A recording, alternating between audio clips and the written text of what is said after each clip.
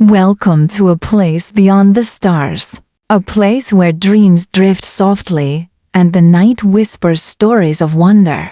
Tonight, as you close your eyes and let your mind rest, listen to the gentle rhythm of a bedtime story, a story of mystery, of love, and of a girl who came from the moon.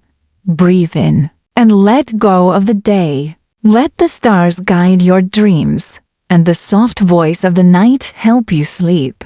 This is The Girl from the Moon, a relaxing bedtime story to help you unwind, drift into calm, and fall into deep, peaceful sleep. I still remember the night I first saw her. The world was quiet, wrapped in silver light. The moon hung low above the lake, its reflection trembling on the water like a dream that refused to fade.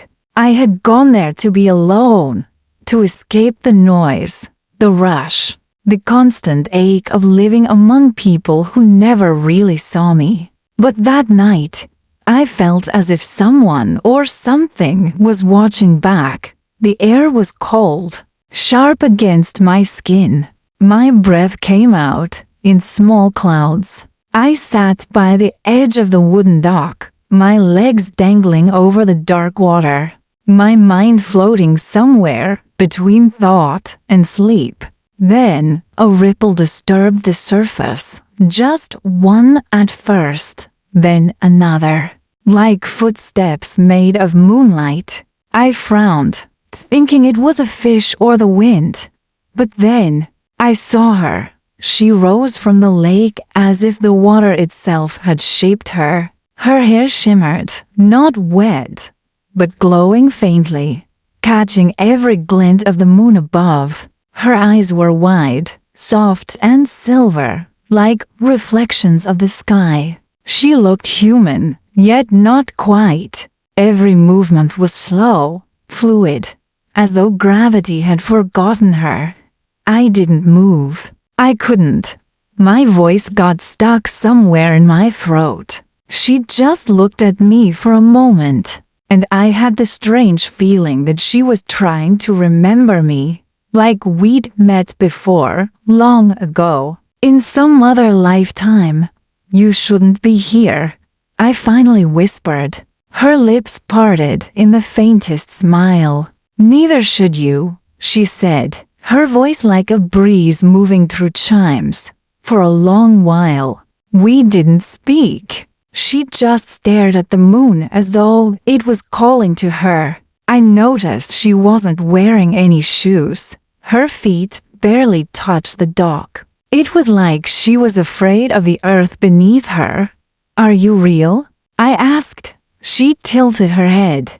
"Are you?" Her answer made me laugh, but not out of humor. It was nervous, unsteady. She sat beside me, a little distance away, her pale light spilling onto the dark wood. I could see her clearly now. She looked like a girl of maybe 18 or 20, but her eyes were ageless, ancient even. "Why are you here?" I asked again. "I fell," she said simply. "From home." I didn't understand. "From home?" Her gaze drifted toward the moon again. "From there." My heart skipped. "You're saying you're from the moon?" She nodded once, as if the question didn't surprise her. I came too close. The pull was stronger than I thought. I didn't know whether to laugh or run. "That's impossible." "Most things are," she whispered, "until they're not." We sat in silence again. The sound of the water lapping against the dock filled the air. I should have left, gone back to my car, called someone, done anything other than just sit there. But I couldn't move. There was something in her presence that made everything else stop mattering. "Do you have a name?" I asked softly. She looked confused, as though the word itself was strange to her. "Name? Yes." "What people call you?" After a pause, she said, "They used to call me Celine." "Celine," I repeated. letting the word linger. It sounded ancient, familiar, almost holy. That's beautiful, she smiled faintly. But there was sadness in her eyes. It's not mine anymore. What do you mean? Names fade when you fall too far from home. Her words made me shiver, though I didn't know why. Something about the way she said it, calm, resigned, felt like a memory of loss I couldn't place. I looked up at the moon. You really mean it, don't you? You're from there. I was, she said, her voice barely a whisper. But I can't go back. There was a pause. I could hear her breathing, slow and quiet, almost human. I turned to face her. Why not? The light rejects me now, she said simply. I've been here too long. I've become too heavy, too heavy. She touched her arm, tracing the faint shimmer fading from her skin.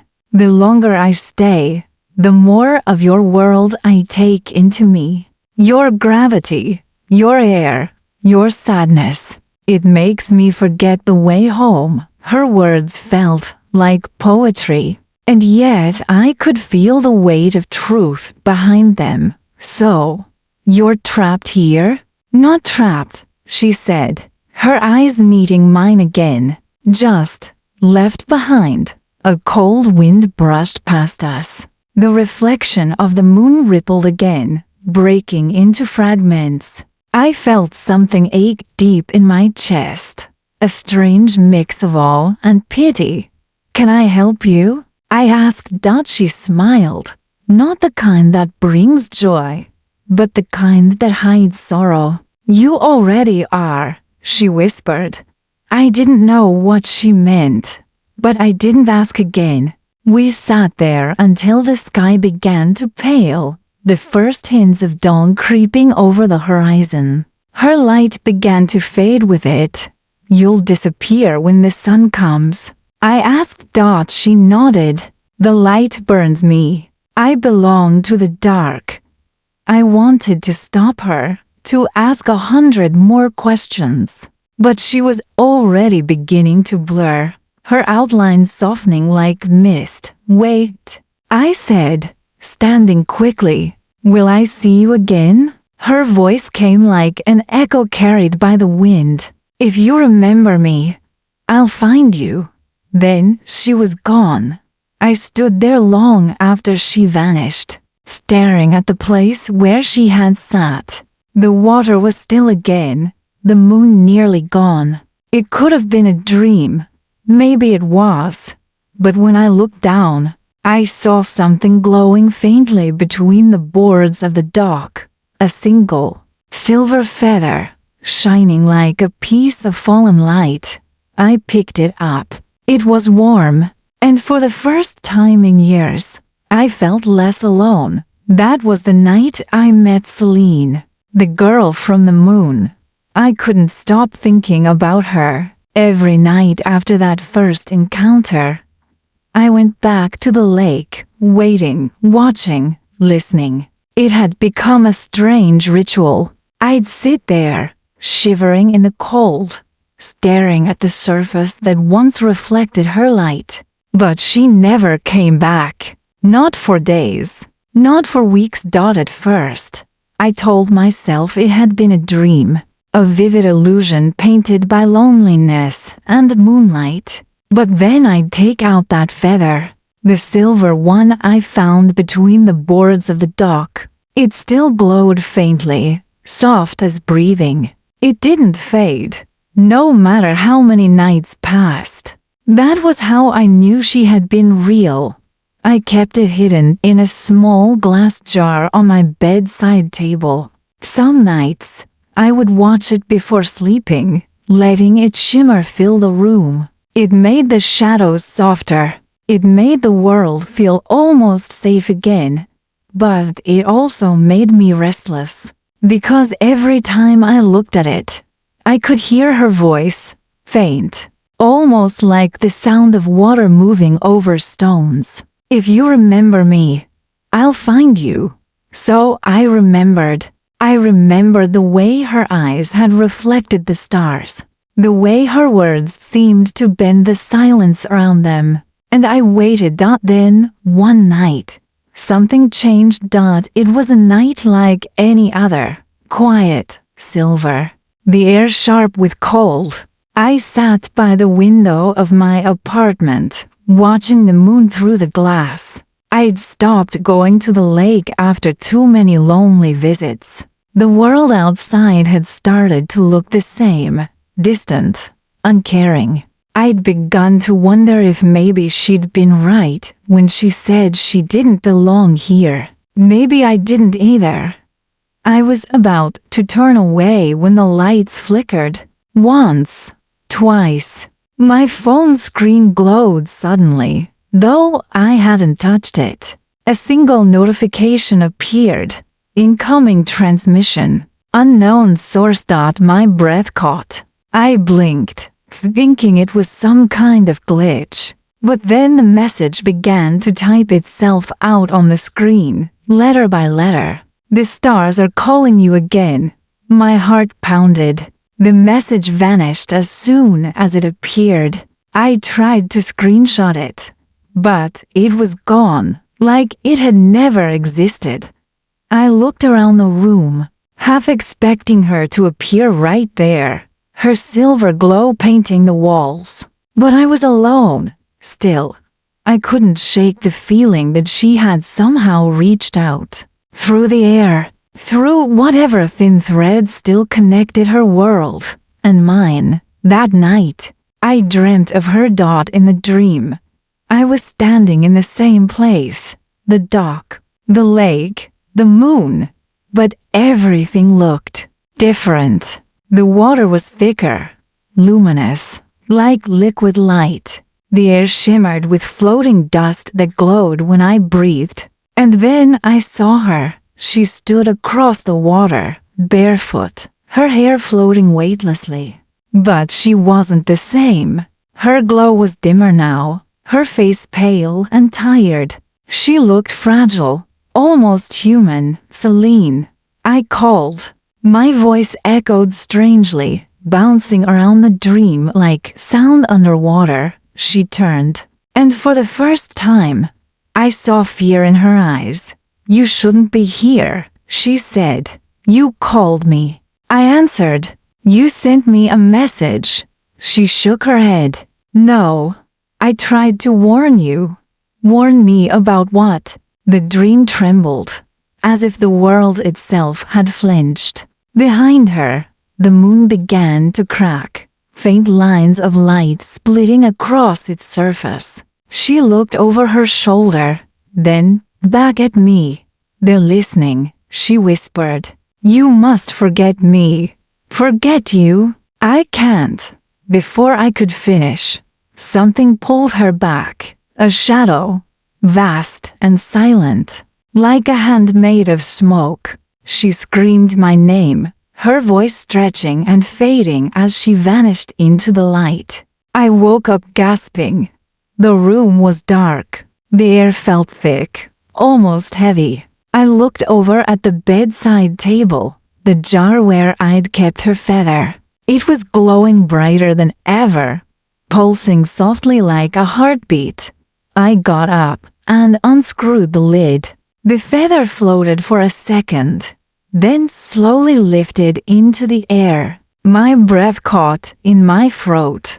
It hovered there, spinning gently, before drifting toward the window. Without thinking, I followed. It pressed itself against the glass, and for a moment, I thought it might shatter. But instead, the glass rippled, like water. I took a step back, my mind struggling to understand what I was seeing. The feather began to pass through, glowing brighter, leaving trails of silver light. And then I heard her voice again. "Follow it." It wasn't in the room. It was inside my head, gentle, distant, but unmistakably hers. I hesitated. Every part of me screamed that it was impossible, that I was standing on the edge of madness. But another part, deeper, quieter, whispered that this was exactly what I'd been waiting for. So I reached out. The surface of the glass was cool at first. Then it softened under my touch, like touching the surface of a still pond. The moment my fingers passed through, everything changed. The air vanished. My stomach lurched. Light swallowed me. And then I was standing on the dock again. Only, it wasn't the same. The lake was gone. The trees were gone. The stars were closer, too close, shimmering in slow motion. The air felt weightless. She was standing there, waiting. Celine. Her eyes were brighter now, almost liquid silver. But her expression was unreadable, somewhere between relief and sadness. You came, she said softly. I followed the feather. She nodded. You shouldn't have. What is this place? I asked. She looked around. Between, she said. Between your world and mine. The place where lost things drift. Her voice trembled slightly. She looked afraid. Why did you bring me here? I asked. I didn't, she said. The light did. It remembers you. Remembers me? She stepped closer, her glow touching the shadows between us. You and I were not meant to meet. But when we did, something broke. The line between the worlds. It's pulling you closer every time you dream of me. I don't understand, I said. Are you saying this is my fault? She shook her head. No, it's not fault. It's connection. But connections have gravity too. She touched my hand then, and in that instant, I saw everything.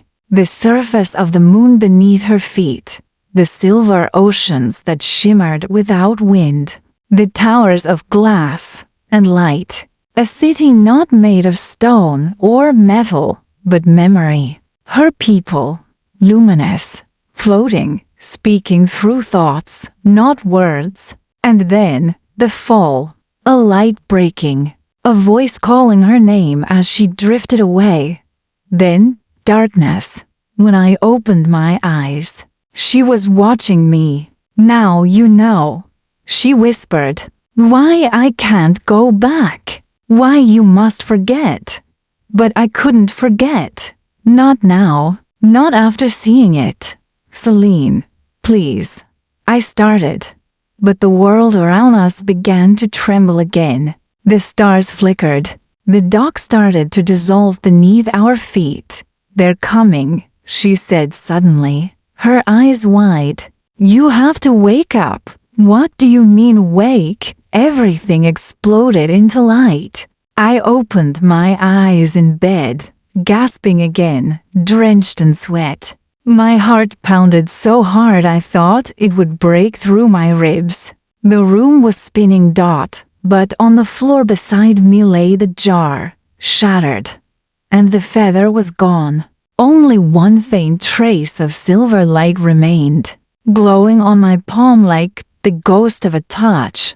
Asterisk. For days after that night, I couldn't sleep. Every time I closed my eyes, I'd hear whispers, faint, like wind moving through wires. Sometimes it was her voice, sometimes something else, a chorus of sounds, mechanical and soft, like breathing through 1,000 mouths. I started keeping the lights on, afraid of what I might see in the dark. But the dark always found me. The mornings offered no peace either. My coworkers noticed I looked pale, distracted. I told them I wasn't feeling well. But how could I explain what was happening? That every reflection of the moon seemed to watch me back. That every shadow on the water carried a face I couldn't forget. It wasn't just dreams anymore. It was bleeding into the day. One evening, as I walked home, I saw a light streak across the sky. Silver, sharp, silent. The rest of the city kept moving, unaware. But I stopped, my heart thudding. The light curved unnaturally, slowing, almost hovering for a heartbeat before vanishing behind the clouds. I knew it wasn't a plane, and deep down, I knew it had something to do with her. That night, I sat at my desk, staring at my reflection in the darkened window. The moon hung just above the rooftops, swollen, luminous. I whispered, "Celine, if you can hear me, please, come back." Nothing happened, only silence. I waited until my eyes grew heavy, then drifted into an easy sleep. When I woke, I wasn't in my bed. I was standing in a corridor made of glass, or something like it. Beneath my feet flowed rivers of light. The walls pulsed gently, like veins under translucent skin. I reached out, touching the wall, and felt warmth, alive, almost breathing. Then I heard her. "You shouldn't keep calling me," Celine said softly, her voice echoing like it came from both inside and outside my head. I turned, and there she was, dressed in a gown that seemed woven from moonlight itself. Her glow was faint now, almost human. She looked tired, like she'd been walking through dreams for too long. "I didn't mean to," I said, "but I can't stop thinking about you." She smiled sadly. "That's the problem. The more you think of me, the closer you come. And this place isn't made for you." "Then take me there," I said, before I could stop myself. "To your world. I've seen it. I've felt it." Her expression changed, something between wonder and fear. "You don't understand. My world doesn't exist the way yours does. It's made of thought, of memory. It's held together by light and silence. You'd unravel the moment you entered it." "I don't care," I said, stepping closer. "I've already started unraveling here." The words surprised even me, but they were true. I felt it every day, the quiet disconnection from everything I once cared about. Friends, work, the small routines of life. All of it had begun to feel like a film I was watching from behind glass. She reached out then, placing her hand against my chest. Her touch was cold, electric. My heart skipped. "I can feel it," she whispered. "Your pulse. It's still strong. Don't give it away." "Then help me understand," I said. "Why did you come here? Why fall from the moon at all?" Her gaze drifted away. For a moment, I thought she wouldn't answer. Then she said, "We watched you for centuries. We watched. The light from your cities grew brighter every year, reaching higher into the sky. It looked beautiful from afar, but also sad. There's so much noise in your world, so much forgetting. Why me?" I asked. "Out of everyone, why me?" "Because you looked up," she said simply. "When most looked down." Her words sank into me like a quiet revelation. Then the corridor began to tremble. A deep, low sound rolled through the walls. Not quite thunder, not quite machinery. She stiffened. "They've found us," she whispered.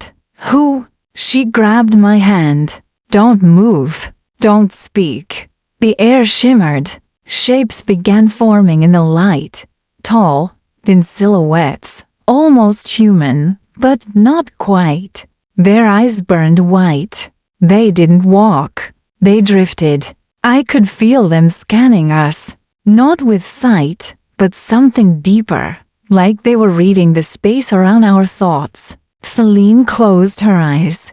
Her glow dimmed until she looked almost invisible. I tried to do the same, to think of nothing, to become no one. After a moment that felt like eternity, the figures faded back into the walls. The light steadied.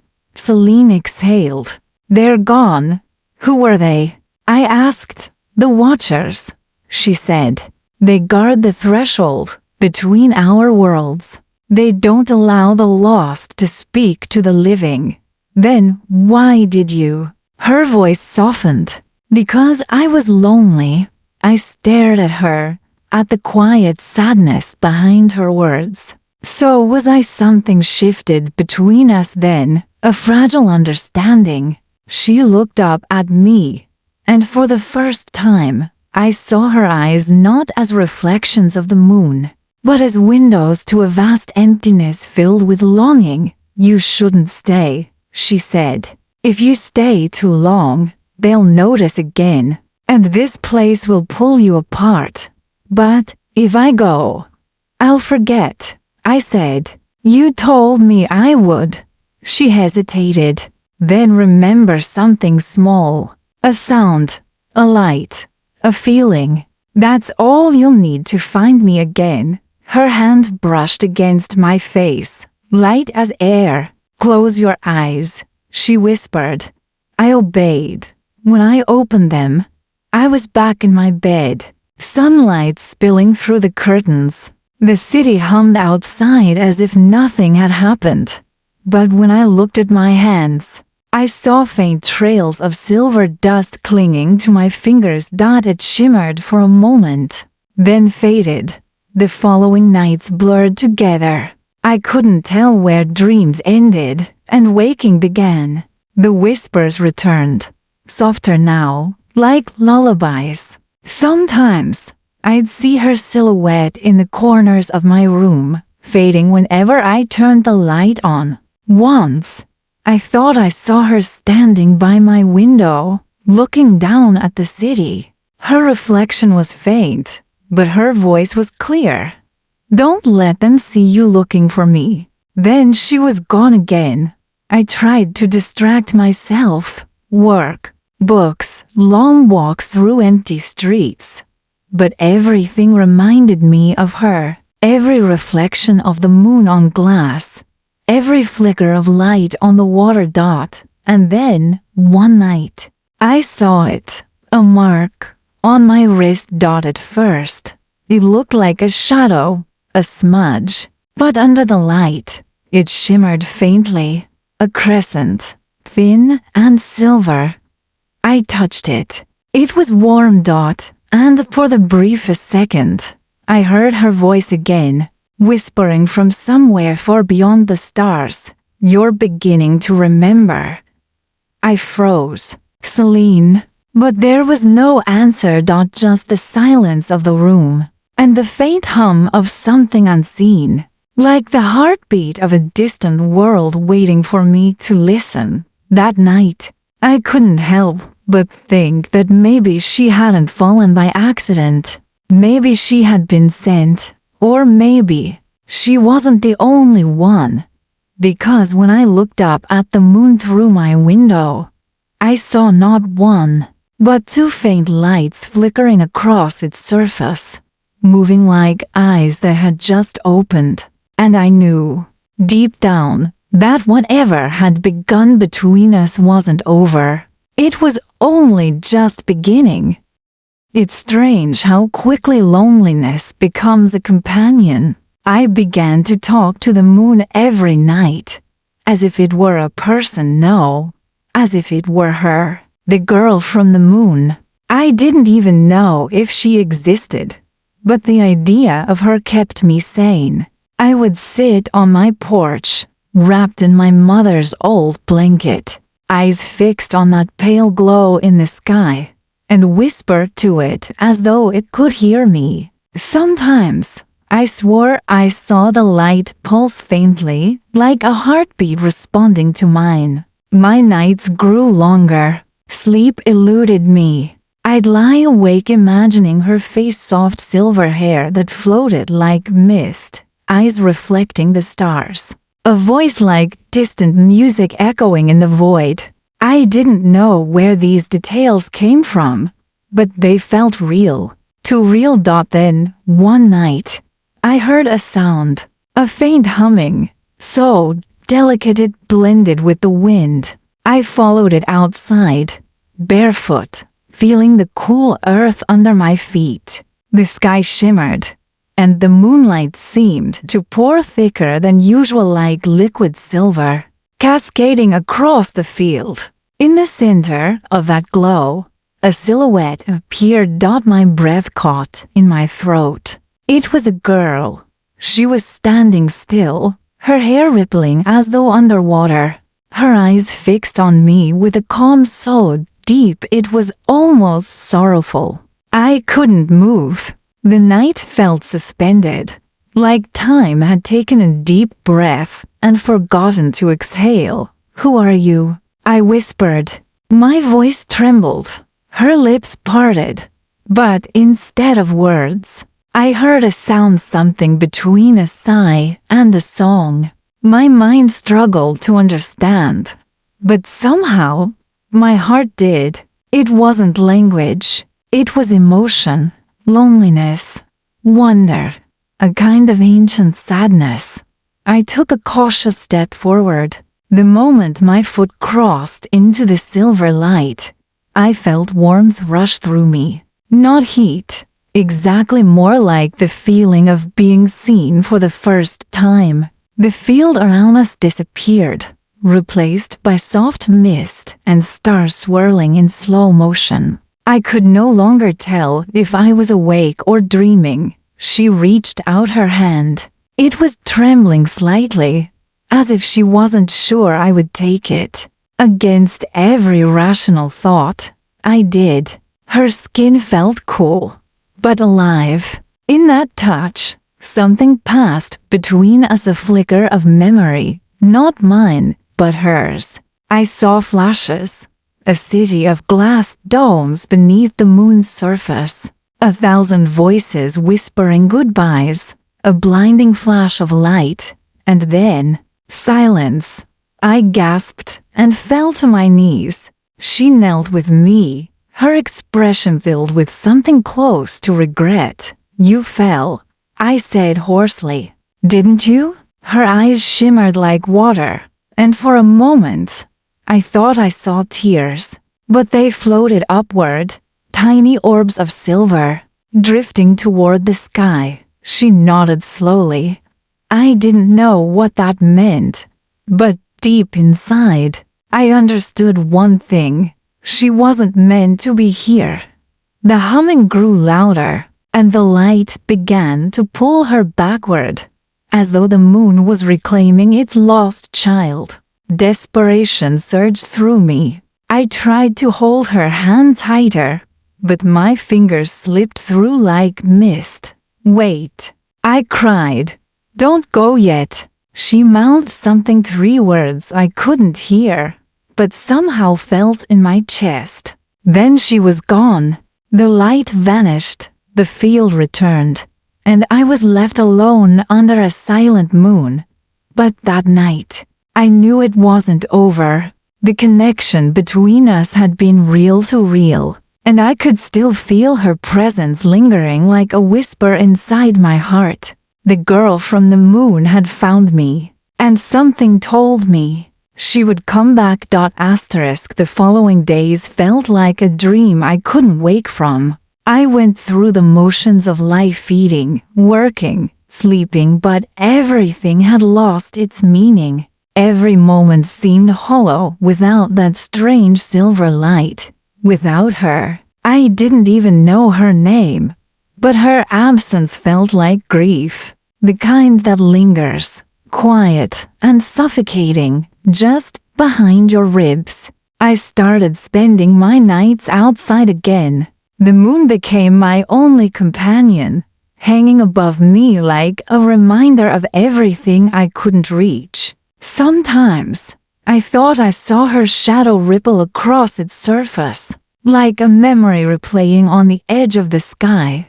One night, after hours of staring into that cold, endless glow, I whispered, "If you can hear me, come back." Nothing happened. The wind moved softly through the grass. A dog barked in the distance. I felt foolish, small, like a child talking to a ghost.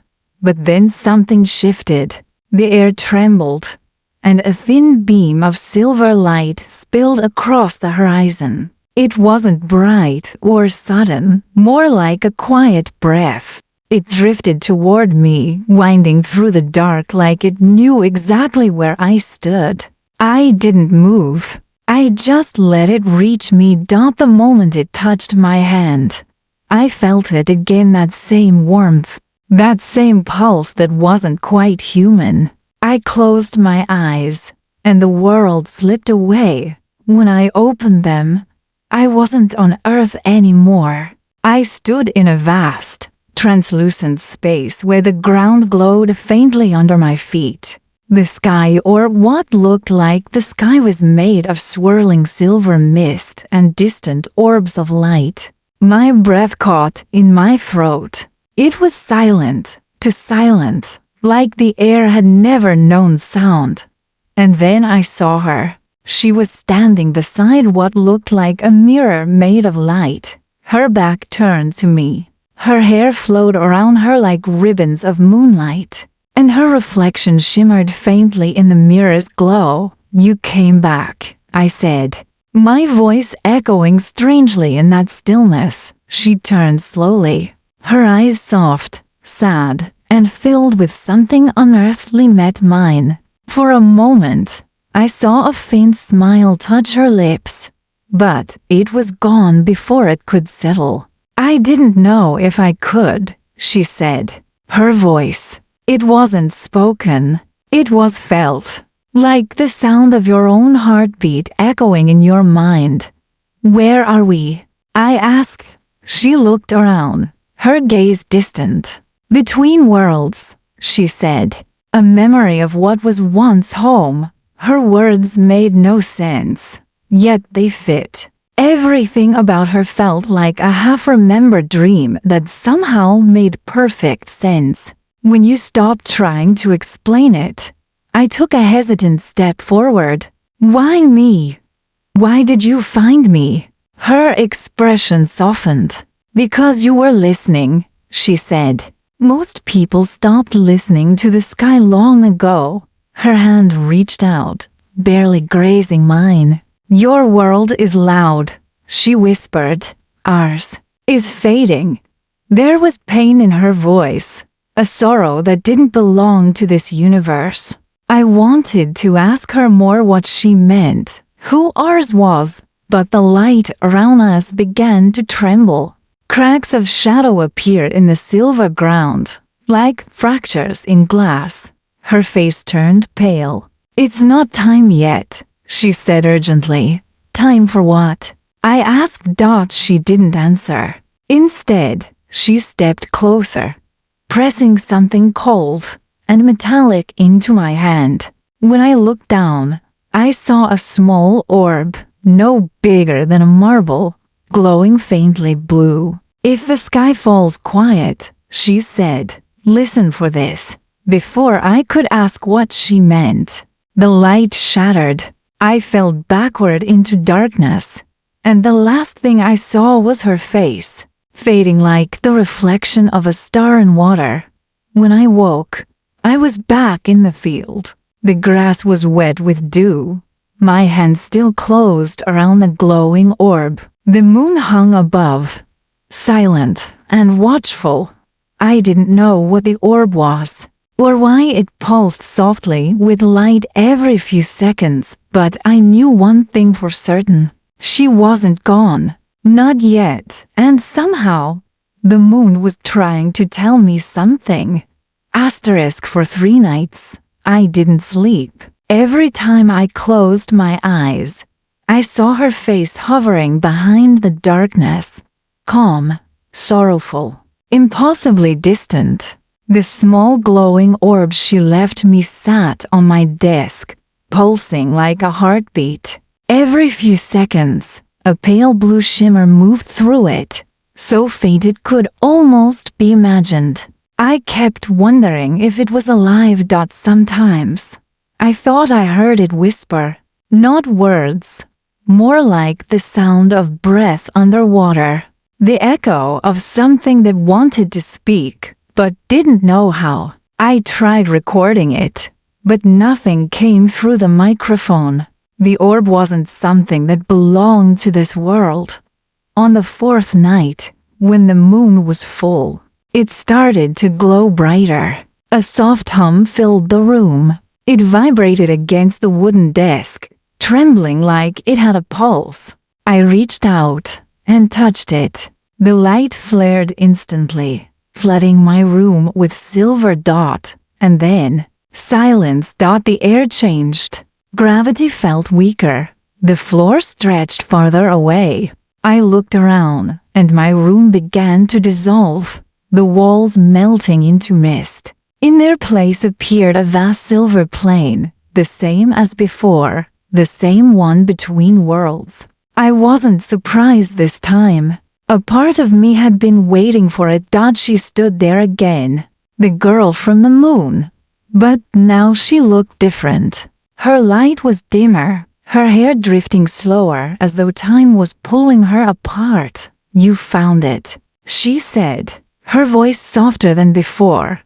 "What is it?" I asked, lifting the orb.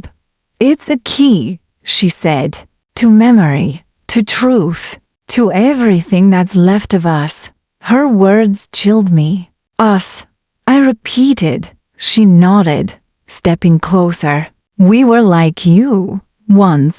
We lived, we loved, we looked to the stars and dreamed. But we lost the rhythm of the universe.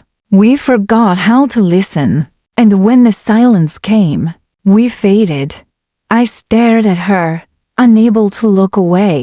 "Are you saying you were human?" Her eyes shimmered. "Not human, not anymore. But once, maybe." Her form flickered, as though she were struggling to stay visible. I reached out to steady her, but my hand passed through her arm like mist. "I don't understand," I said. "Why me? Why show me all this?" She tilted her head, and for a moment I saw something almost like a smile. "Because your heart still listens, and you still look up when others look down." A low sound rumbled through the silver plains, deep and distant, like a storm brewing beyond sight. She turned sharply toward the horizon. "They're coming," she whispered. "Who?" I asked, stepping closer. She didn't answer. Instead, she took my hand, and this time, I could feel her. Her skin was cold, but real, pulsing with light beneath the surface. "You must remember," she said. "If I disappear again, don't stop listening. The moon will speak. You just have to know when to hear it." The sky above us cracked open. Streams of shadow tore through the silver mist, swallowing the light. Her hand slipped from mine.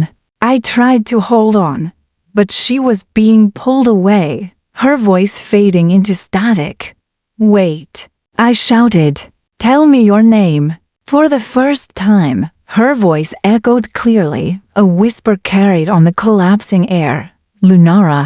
And then she was gone. The silver world shattered, and I fell back into my room.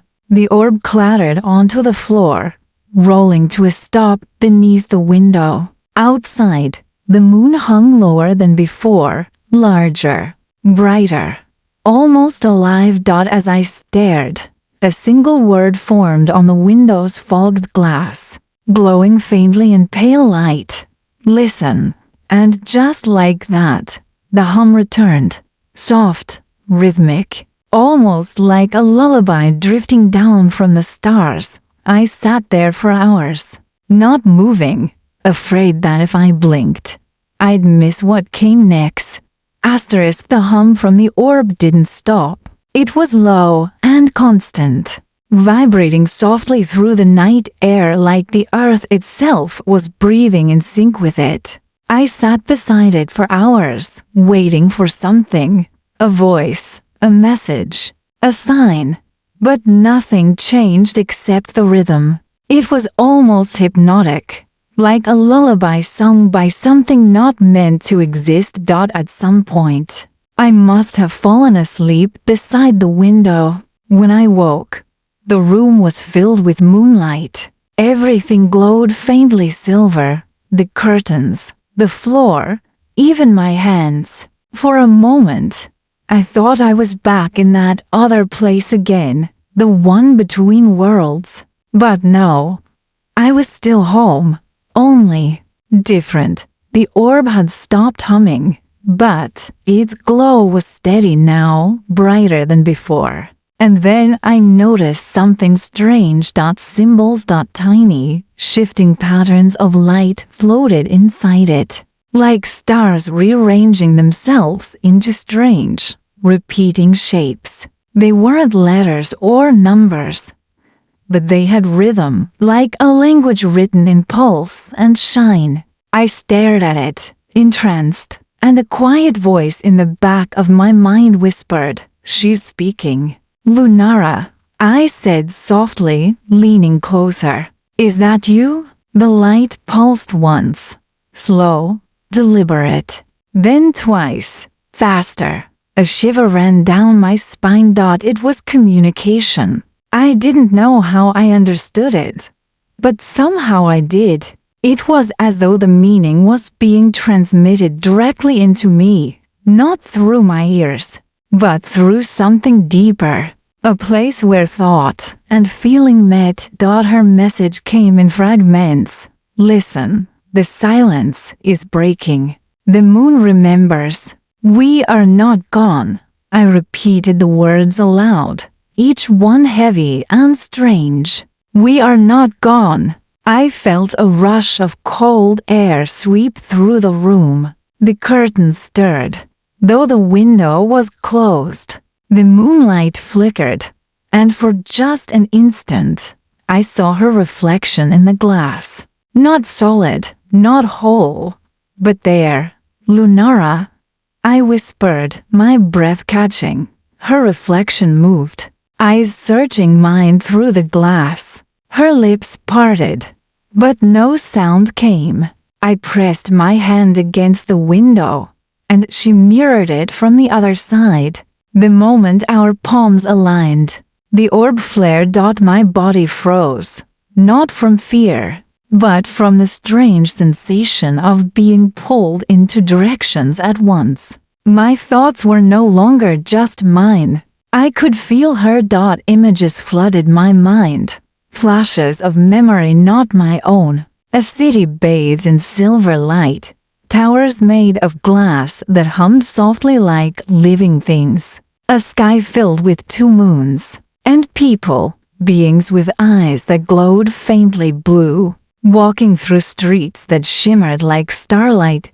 Then came the sound, a deep, endless silence, like the breath before a scream. The sky cracked apart, the moons bled light, and everything, everyone, dissolved into nothingness. I gasped and stumbled back. The vision vanished. My heart pounded in my chest. "What happened to you?" I whispered. Her reflection looked at me, sorrow etched in every flicker of her fading image. Her voice finally reached me, faint, trembling, like a memory unraveling. "We forgot who we were," she said.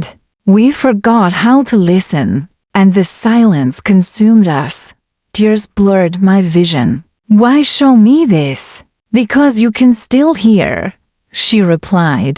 "And if the silence returns, it will begin with your world." The reflection rippled, her form fading. "Wait," I cried. "What can I do?" Her answer was barely a whisper. "Remember the rhythm, the light between the beats. That is where I'll be." Then the reflection vanished. The room fell silent again, but the orb still glowed, softer now, like a heartbeat slowing down. I sat there in the cold moonlight, my pulse syncing with its fading rhythm. Somewhere far above, beyond that pale white circle in the sky, I knew she was watching or waiting, maybe both, and in that silence, I realized something terrifying. The moon wasn't just reflecting the light of the sun, it was listening. Asterisk, the next few days passed in a strange blur of silence and sound. I started noticing patterns in everything: the flicker of my bedside lamp, the rhythmic beeping of the traffic lights outside my apartment, even the hum of the refrigerator. They all pulsed in a faint, repeating pattern, two short beats, one long, the same rhythm as the orb. At first, I thought I was imagining it, sleep deprivation, maybe, or obsession. But when I turned off every light in my room, every electronic device, even my phone still, the rhythm lingered. It was faint, but I could feel it in the walls, in the floor beneath my feet. In the stillness of the night, the world had started to hum back. I couldn't stay inside anymore. The air felt heavy, electric, like the whole planet was waiting for something. So I went out, walking through the sleeping city with the orb in my pocket. Its glow was faint, but constant, casting thin threads of light through the fabric of my jeans. When I reached the hill overlooking the city, I stopped. The skyline shimmered under the pale blue light of the moon, and the streets below were veins of gold and silver, pulsing faintly in time with that impossible rhythm. For the first time, I realized it wasn't just me who could feel it. The entire world was listening. And the moon, it was responding. I took the orb out and held it toward the sky. The light inside it flared, brighter than ever before. The clouds parted above me, though the wind was still. The moon's surface seemed to ripple, just barely, like the reflection of something moving beneath calm water. Then I heard it. A voice, not through sound, but through thought. A vibration that resonated inside my bones. You've heard me. Now the others must too. Lunara, I whispered. The orb pulsed once, strong and deliberate. The silence is waking. You have little time. I tried to speak, but my throat was dry. The air around me grew colder, sharper. What does that mean? The response came slower this time, broken, like fragments of a song struggling to stay in tune. We are fading again. The link weakens. The rhythm must survive. Her voice began to fracture, scattering into whispers that surrounded me, circling through the wind. Remember the pattern. Two short, one long.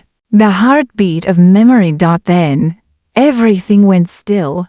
The orb dimmed. The moonlight thinned, and the city below fell eerily quiet. No wind, no sound, no motion for several seconds.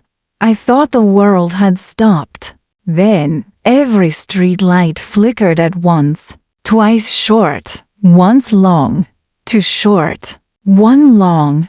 I stared, breath frozen, as it repeated again and again. The rhythm of the moon, now reflected by the city.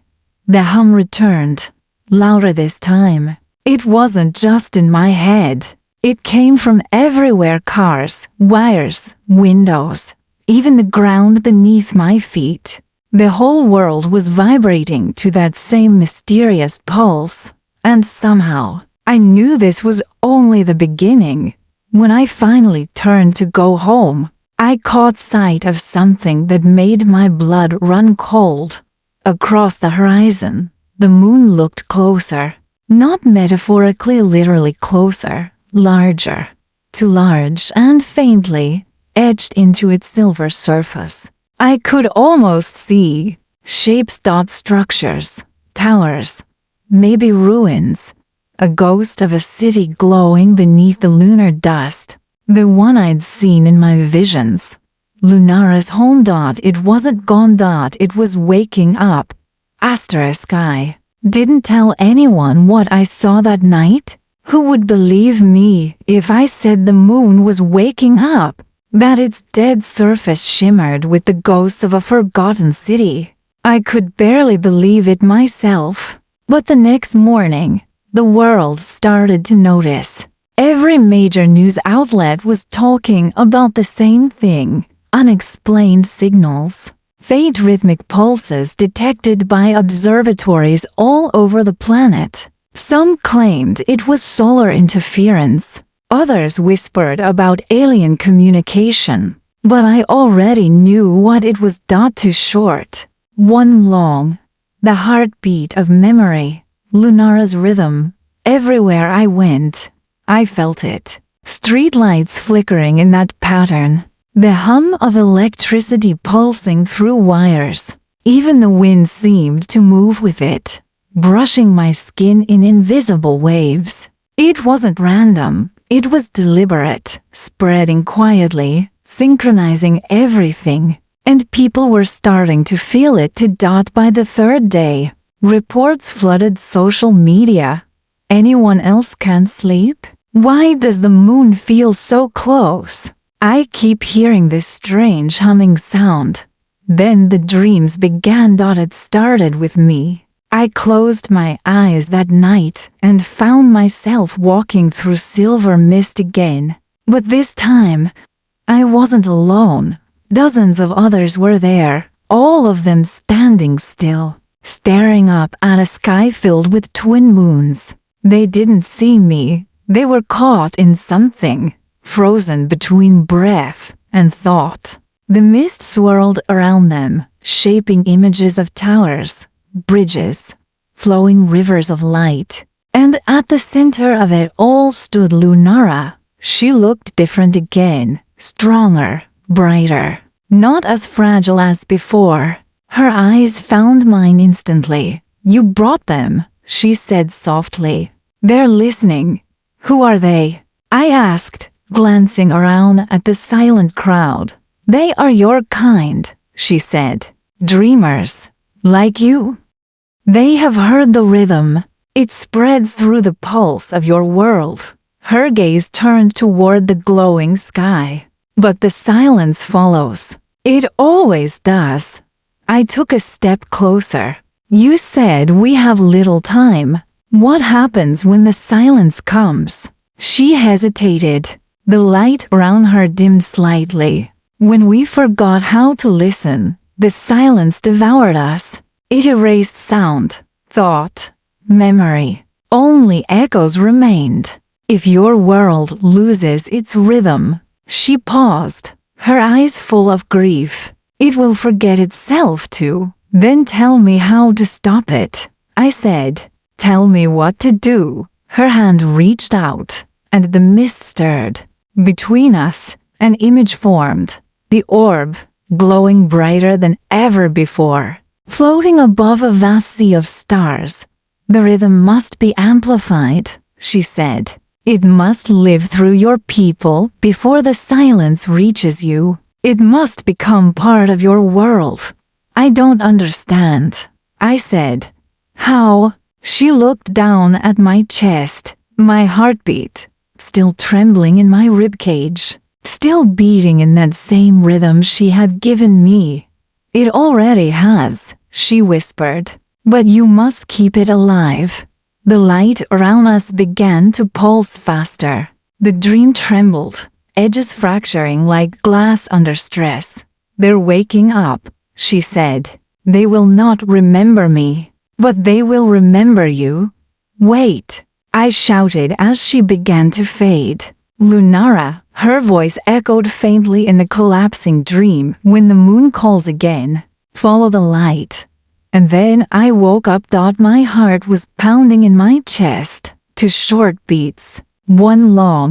The orb on my desk glowed in sync with it, brighter than I had ever seen. I went online immediately, searching for any mention of strange dreams. My screen filled with hundreds of posts. People describing a misty world, two moons, glowing towers, They were all seeing the same thing, all dreaming her dream. Somewhere far away, the moon hung heavy in the morning sky, pale and swollen, like an eye slowly opening dot, and for the first time in human history, I wasn't sure which world I belonged to anymore. The one I woke up in, or the one waiting for me when I closed my eyes.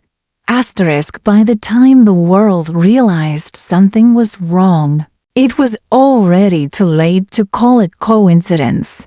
The moon had moved, not by much, just a fraction, but enough for scientists to lose sleep and the internet to explode with conspiracy theories. Some said it was shifting in orbit. Others said it was swelling like it was breathing. But I knew the truth. The moon wasn't moving. It was responding.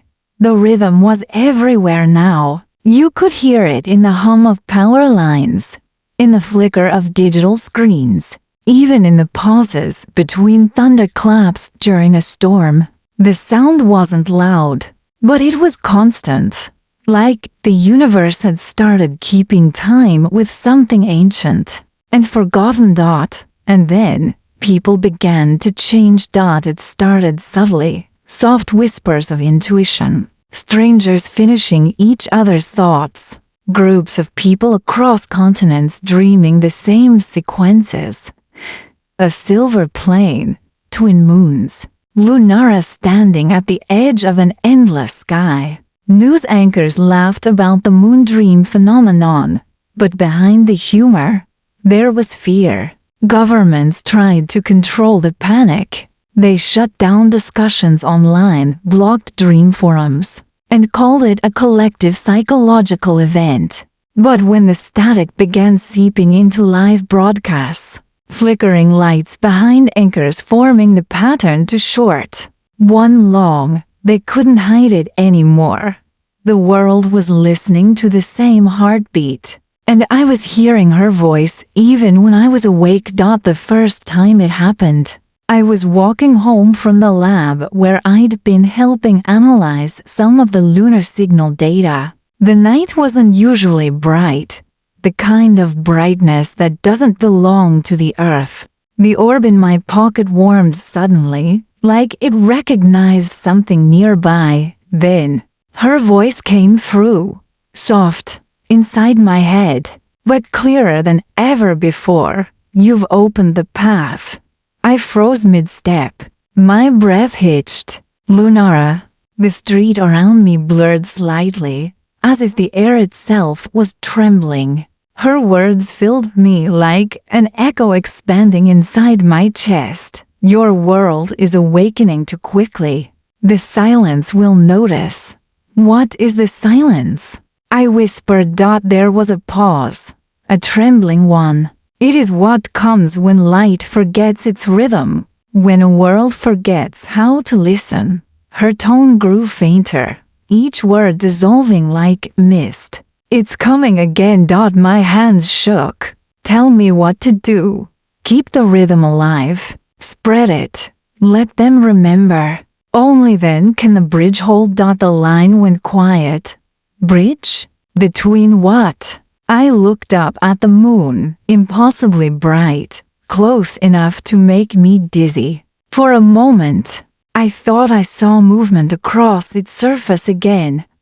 Faint silhouettes walking among the ruins. The next morning, the world erupted. People across multiple countries reported blackouts that lasted only seconds. But every electrical pulse, every generator, every light, every radio returned in the same rhythm. To short, one long. Some described voices in the static. Others said they saw faces, pale, glowing, half-formed, appearing in reflections, in mirrors, in screens. And all of them said the same thing afterward. She's calling. By the third day, the signal had spread through everything. Cities, satellites, deep-sea cables, even the airwaves of radio telescopes. NASA's public feed picked up an unexplainable pattern echoing from the moon's surface. But I didn't need to see their graphs to understand. I could feel it in my bones. Luna Rao wasn't just reaching me anymore. She was reaching everyone.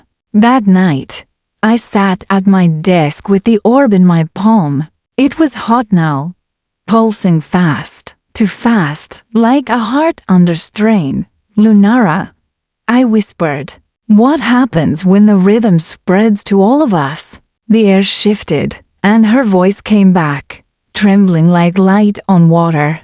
Then you will remember what you were, and what we lost. Her voice faded again, but I could feel something beneath it.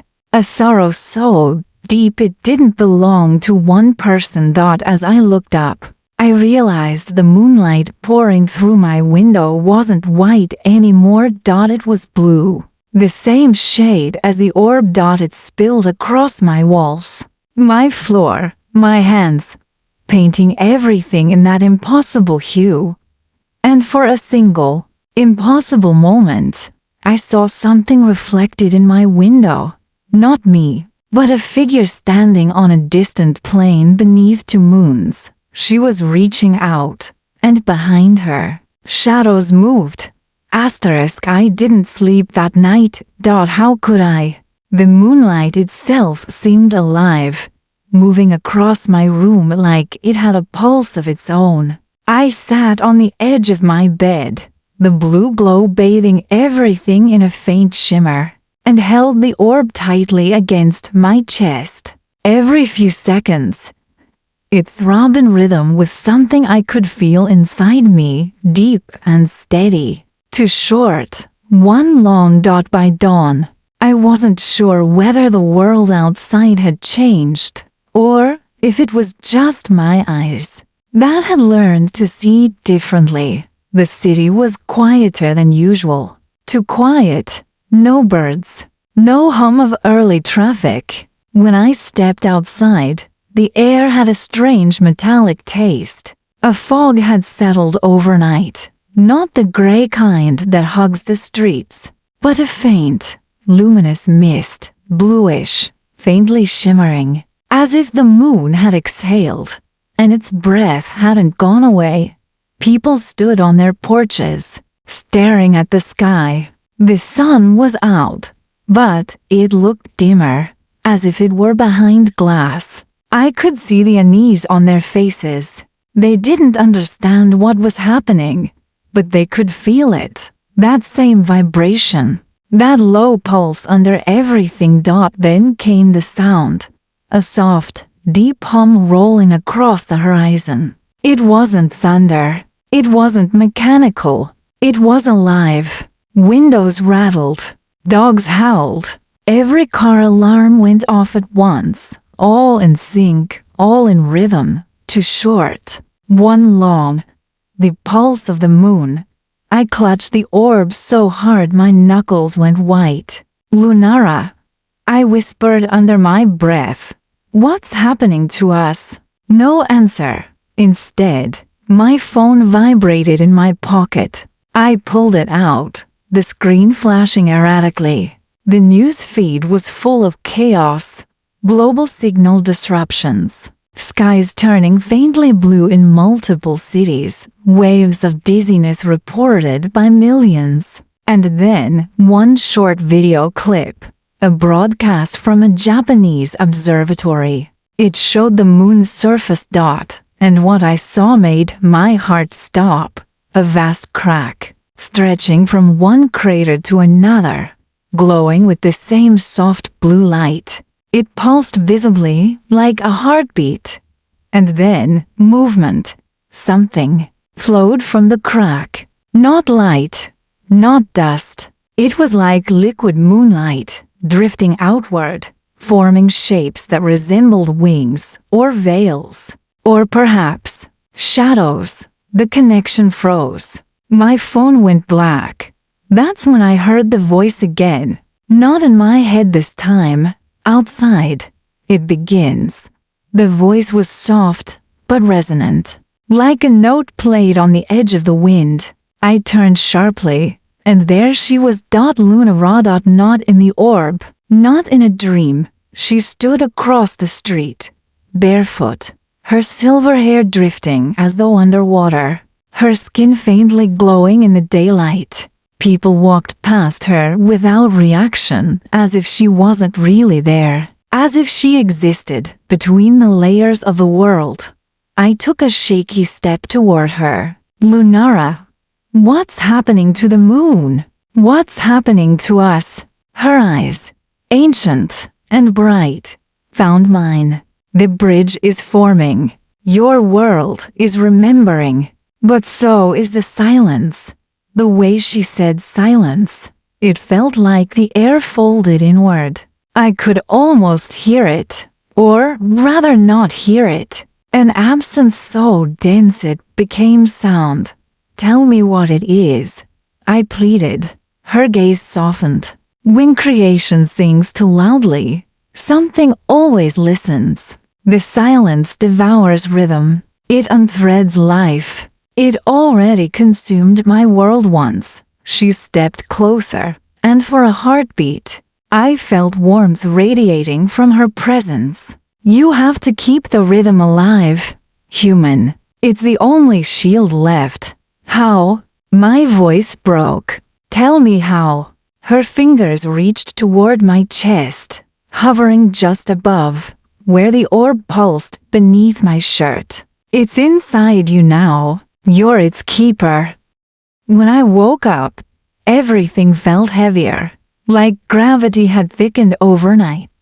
My limbs refused to move at first, as if something was pressing down on my chest. My ears rang faintly, but there was no real sound, not even the hum of the city. The silence was everywhere, a dense, suffocating quiet that didn't just surround me. It lived inside me. I sat up slowly. The world outside my window looked drained, washed out, like an old photograph. Buildings stood still, air unmoving. Even the clouds hung motionless, frozen in the pale morning sky. I whispered something, just to test my voice, but nothing came out. And yet, I heard something, not through my ears, but deeper, like a pulse somewhere far away, faint and uneven. It called to me in the same rhythm I'd learned to recognize by now. Too short, one long. I pressed my hand against my chest, feeling the orb's faint warmth under my shirt. Its glow was dim, but alive. You're still here, I whispered, though I couldn't hear my own words. I didn't know where to go, but my feet moved anyway, down the stairwell, across the street, through the stillness. Every step I took left faint ripples in the air, like reality itself was liquid, and I was disturbing its surface. When I turned the corner, I saw them, 5 figures standing in a circle around a small, flickering light. They were alive, breathing, moving, the first signs of life I'd seen since the silence came. Their faces were pale and wide-eyed. One of them, a young woman with a braid and trembling hands, saw me and gestured frantically. She mouthed something I couldn't hear, then pointed at the light in the center of their circle. It was a radio. Old, cracked, but working. A low static hum escaped it, faint and fragile, the only sound in the world. I walked closer. The man holding it adjusted the dial slowly, searching. The static rose and fell, blending into a rhythmic pattern. And then, for a brief moment, I heard a voice. Keep the beat. Don't stop. It was Lunara's voice. We all froze. The girl with the braid started crying silently. I felt my pulse quicken, matching the rhythm of the static. Then, as if pulled by instinct, I began to tap my hand against the metal railing beside me. 2 short taps, 1 long. The others watched. Then, slowly, they joined in. 5 people in the middle of a dead world, beating out a rhythm against the void. For a moment, the silence retreated. The air loosened. Color flickered faintly back into the world. Just a shimmer of blue, like moonlight trying to breathe again. The man with the radio turned to me, his lips forming the words. "How do you know the pattern?" I hesitated, then pointed at my chest. "She told me." His eyes widened. "The moon girl." I nodded. He reached into his coat pocket and pulled out something small, a pendant glowing faintly, carved from what looked like silver glass. Inside it, a swirl of pale blue mist danced. "She came to us, too," he mouthed. I stared at him, realization dawning. Lunara hadn't chosen just me. She had chosen several, maybe hundreds, maybe thousands.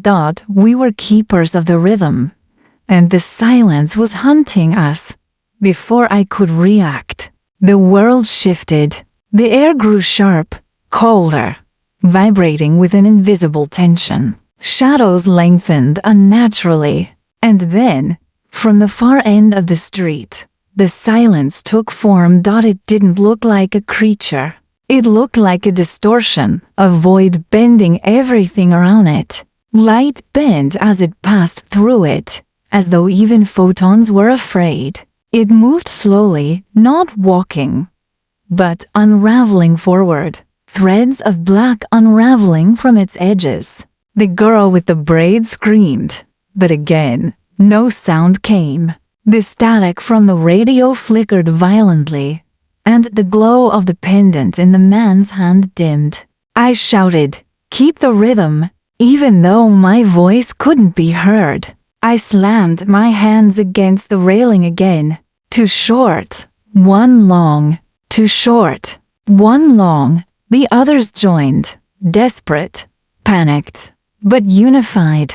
The rhythm echoed, a pulse in the still air, a heartbeat against death itself. The distortion faltered, shuddered, then shrank slightly. It worked, but only for a moment. The silence twisted again, and suddenly one of the group, the older man with the radio, froze mid-motion. His body turned pale gray, cracking at the edges, as if his form were turning to stone. His last movement was a single beat, his hand hitting his chest one last time before it stopped forever. I felt the rhythm break. The silence surged. I clutched the orb to my chest and closed my eyes. I tried to remember Lunara's face, her calm voice, her light. I imagined the sound of her heart, the rhythm of her breath. And then I felt her. "You're not alone," she whispered inside me. "Don't let it claim you. Sing the rhythm." I opened my mouth and sang. No melody, no words, just a tone, a vibration that came from somewhere deeper than my lungs. The others followed, their voices trembling but real. The sound grew stronger, more human. And the silence screamed, not audibly, but in vibration. The world itself recoiled, the sky cracking with veins of light. The distortion twisted in agony, pulling backward, folding into itself until nothing remained. When it was gone, the stillness broke. Sound returned. A bird cried somewhere distant. The radio static turned into a clear tone. Then Lunara's voice, soft but steady. "You are learning," she said, "but the rhythm must reach the source." The silence began where the moon broke. Her voice faded. The radio went quiet again.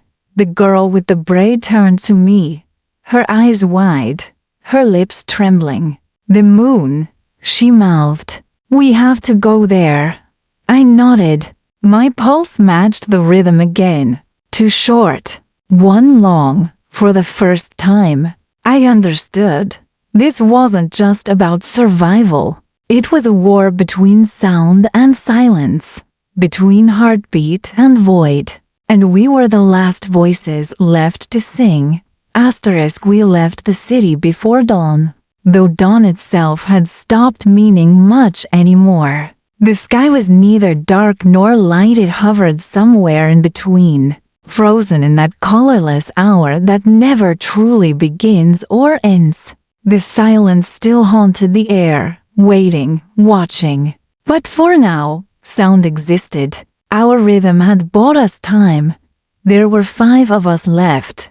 The girl with the braid, her name was Nora. The quiet man with the glowing pendant, Elias. The young mechanic twins, Jonah and Muriel, and me. The last of the keepers from what used to be Earth. Nora carried the broken radio wrapped in cloth, like something sacred. It no longer broadcasted Lunara's voice, but faint echoes still lived in its static soft hums that pulsed in that familiar pattern. Elias said the signal came from the moon itself. We all knew what that meant. We had to go there. The journey wasn't planned. It wasn't even rational. The world around us was falling apart, roads splitting, oceans flattening into glass, time skipping forward and backward in moments. The silence was eating reality piece by piece, and every now and then we'd see it on the horizon, a shifting blur, a ripple that erased whatever it touched. But somehow, Lunara's rhythm kept us anchored. We found an old research facility miles outside the dead city, a launch site, abandoned decades ago when humanity stopped dreaming of stars and started fighting over what was left on Earth. The sign on the gate still read Orpheus Space Institute. Half buried under dust and vines dotted, took us hours to pry the gate open. Inside, the air smelled like rust and forgotten rain, and there under layers of tarp and dust stood a ship, small, cracked, but whole. It was called the Eos. Jonah ran his hands along its hull, eyes wide. It still has a reactor, he said, voice trembling with awe. Ion core hybrid, outdated. But it could fly, could. Nara raised an eyebrow. He grinned faintly. With a little rhythm, it will.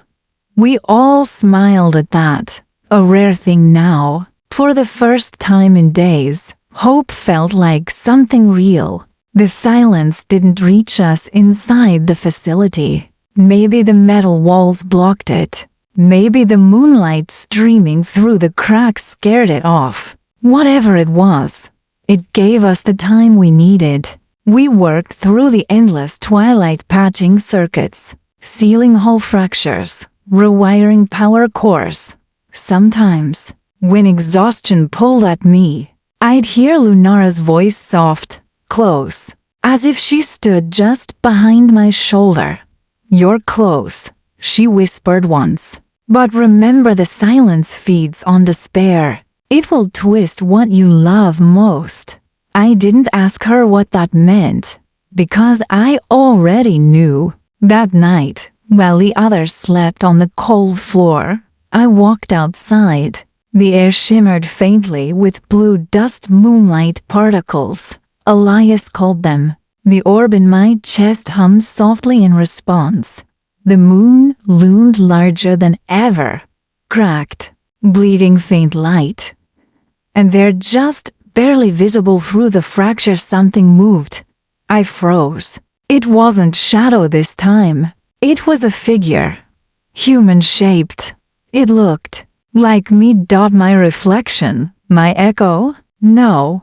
It lifted its hand and waved slowly, deliberately, then in perfect rhythm. I felt it. 2 short beats. 1 long dot. It was mimicking me. My heart stumbled. I wanted to call out, but the air grew too thick to breathe. The reflection tilted its head. Then its mouth opened wide, impossibly wide, and I felt the world around me vibrate. The silence. It had found me. Before I could move, Nara's hand grabbed my arm, yanking me back inside. "Don't look at it," she mouthed, her eyes wide with terror. The door slammed shut, and the facility's lights flickered violently. We stood there in the dark, the hum of the silence outside like a storm pressing against glass. Then, suddenly, the radio crackled to life. Lunara's voice, urgent and broken. "Don't let it take your reflection. It learns you through your echo. Once it knows your sound, it becomes you." Double quotes static. Elias pressed his pendant against the radio. "She's fading," he said softly. "The bridge is collapsing. The moon's losing power." I touched the orb under my shirt, feeling it weaken with every breath. "Then we need to leave. Now." The twins nodded, rushing to the ship. Nara started the ignition system while Elias began charging the core with his pendant's light. The EOS roared to life for the first time in decades, dust raining from the ceiling. As ancient engines began to hum, the rhythm pulsed through the floor, through our hearts, through the air. I felt it inside me, sensing with the orb, sensing with everything. Too short. One long. The silence outside screamed. The sky fractured like glass. We lifted off.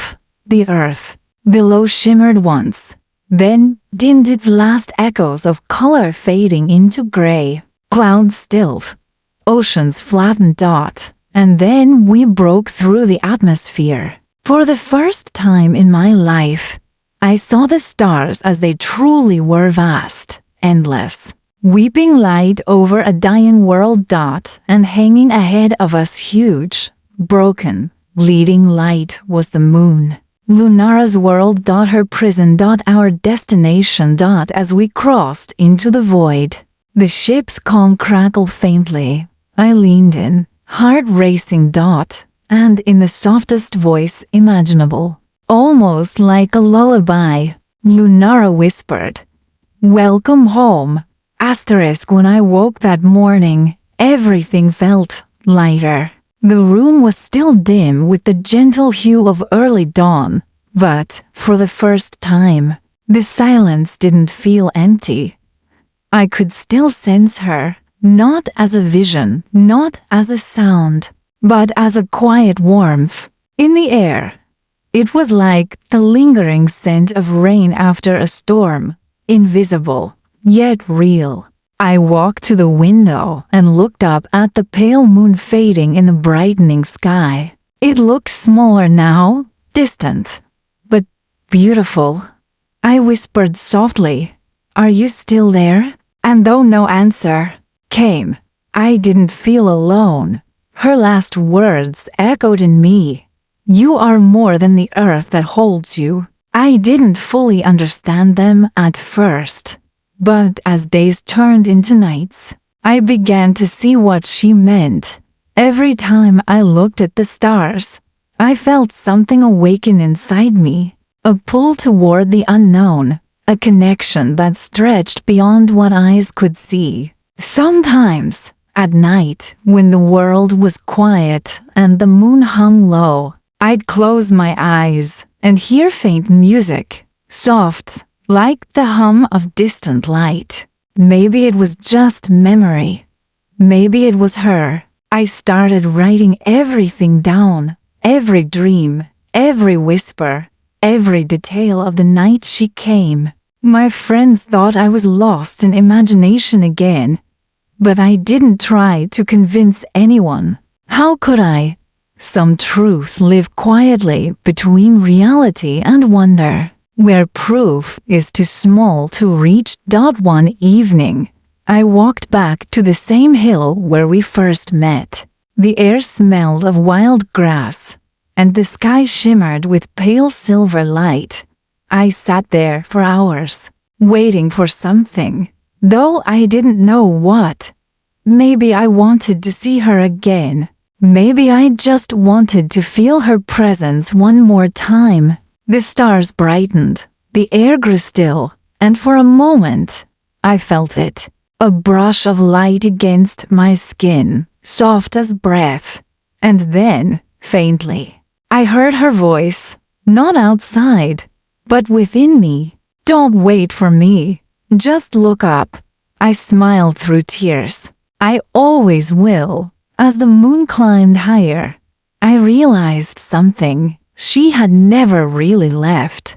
The girl from the moon wasn't just a visitor. She had become part of my story, stitched into every moment I dared to dream.